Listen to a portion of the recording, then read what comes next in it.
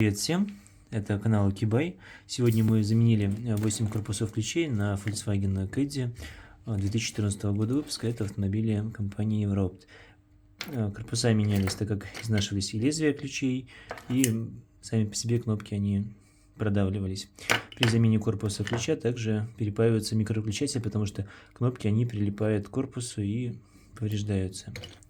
Это можно сказать на каждом корпусе. Тут корпус уже мененный. То есть также мы заточили лезвие ключа на копительном станке и полностью все заменили. Если у вас такие же проблемы с ключами, зажиганиями вашими на Volkswagen, обращайтесь, компания Кибай вам поможет.